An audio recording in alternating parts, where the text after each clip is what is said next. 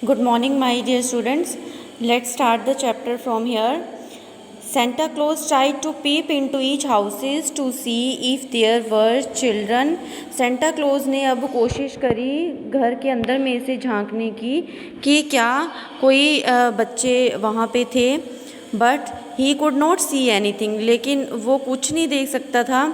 Now he was worried, क्योंकि इतना ज़्यादा डार्कनेस थी कि उसको कुछ भी दिखाई नहीं दे रहा था. अब वो परेशान हो गया because soon it will be morning, जल्दी ही सुबह होने वाली थी, क्रिसमस जाने वाली थी.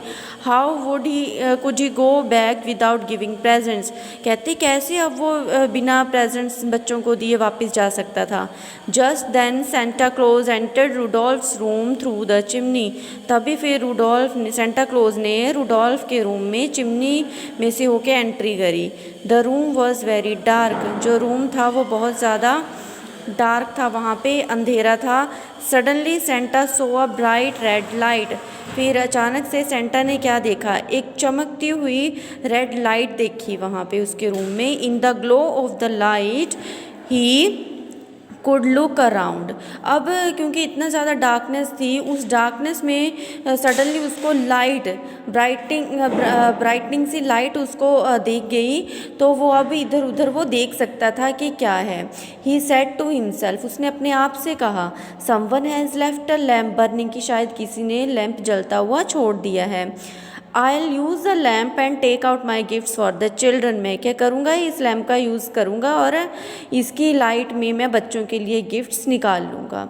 But when he went closer he was surprised, लेकिन जब वो और पास गया उस लैम्प के तो बहुत हैरान हो गया था वो. उसने क्या देखा, he saw that there was no lamp, कि अरे यहाँ तो कोई लैम्प ही नहीं था. It was Rudolph with his nose burning bright, ये तो रूडोल्फ था जिसकी नोज़ इतनी ज़्यादा चमक रही थी. Santa gently woke up Rudolph, Santa ने बड़े प्यार से उठाया रूडोल्फ को. Rudolph could not believe Santa was in his room, अब रूडोल्फ को यकीन नहीं हो रहा था अपने आप के कि सेंटा उसके रूम में था.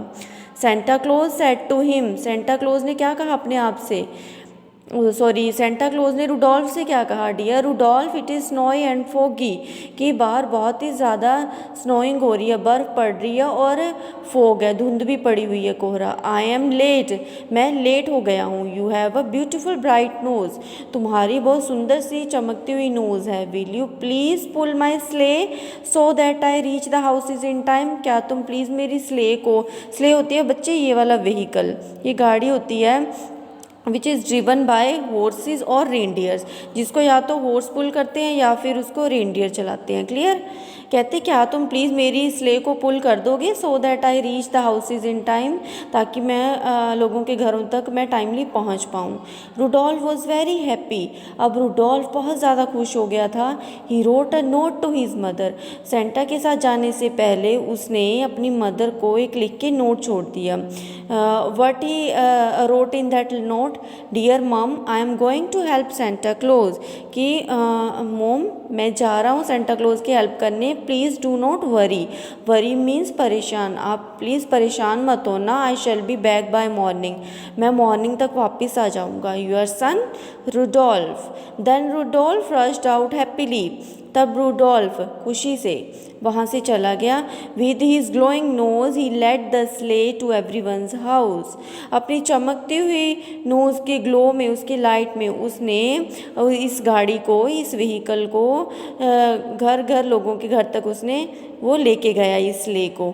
Santa made good use of the light to place the gifts in all the houses, Santa ने इस लाइट का बहुत अच्छे से यूज़ किया और सारे गिफ्ट्स इसकी लाइट में, नोज़ की लाइट में लोगों के घरों में उसने रख दिए. In the morning all the reindeer were surprise to see Rudolph pulling Santa sleigh, जब मॉर्निंग हुई नेक्स्ट डे तो सभी जो रेनडियर्स थे ना वो बहुत ज़्यादा हैरान हो गए थे ये देख के कि जो रूडोल्फ है वो सेंटा की स्ले को वो पुल कर रहा था. द स्ले स्लॉप्ड, ये जो स्ले है ये व्हीकल ये रुक गई. Santa Claus got down, Santa Claus नीचे उतरे. एंड सेड टू रूडोल्फ, और उन्होंने रूडोल्फ से क्या कहा सेंटा ने, thank you very much Rudolph. How could I have found the houses without your help. तुम्हारी हेल्प के बिना मैं कैसे लोगों के घरों तक जा सकता था, कैसे ढूंढ सकता था लोगों के घरों को। Every year I shall take you with me. हर साल मैं तुम्हें अपने साथ लेके जाऊंगा। You are a hero. तुम एक हीरो हो, मीन्स अच्छे रेंडियर हो। All the other reindeer were ashamed of themselves. अब ये सुन के रेंडियर्स को अपने आप पे बहुत ही ज़्यादा वो शर्मिंदा उन्होंने महसूस किया। क्लियर। सो इस चैप्टर से हमें क्या सीखने को मिलता है, that we should never underestimate anyone. Clear. On the basis of their appearance. किसी भी शक्ल सूरत को लेके किसी की भी हमें जज नहीं करना चाहिए कि वो पर्सन कैसा होगा। क्लियर। कि देखने में ऐसा है तो इसको तो आता भी कुछ नहीं होगा। क्लियर। ऐसा नहीं करना है।